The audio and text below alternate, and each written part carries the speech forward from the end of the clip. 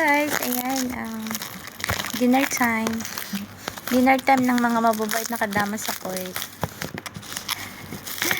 And dahil tinatamad na akong bumaba at wala namang makain sa baba.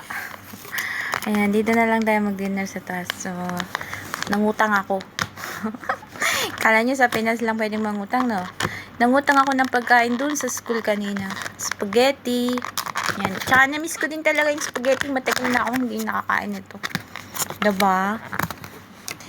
Yan. Diba? Tingnan nyo naman. Ka-creamy siya. Oh. Wow! Diba?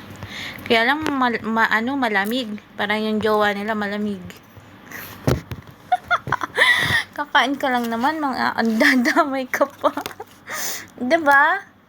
Kakain ka lang maldita. Mandamay ka pa. Yan, parang nabusog na ako. Parang hindi ko siya kayang ubusin. Masyado siyang madami.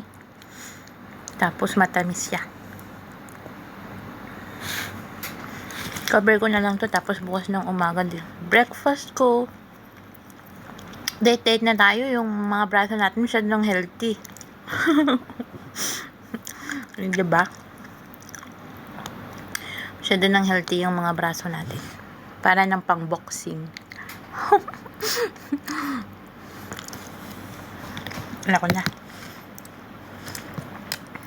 Saktan na natin, guys. Hindi ko siya kirimbusin. Marami siya masyado.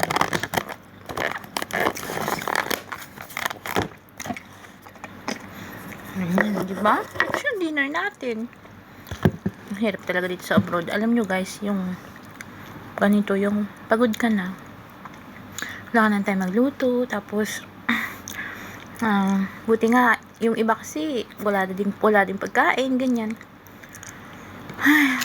Hirap talaga.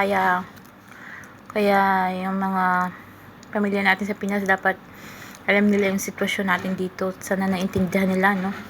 Kaso yung iba kala nila easy lang ang abroad. O diba? Tapos yung dinner ko. Solve na ako sa spaghetti, may breakfast pa.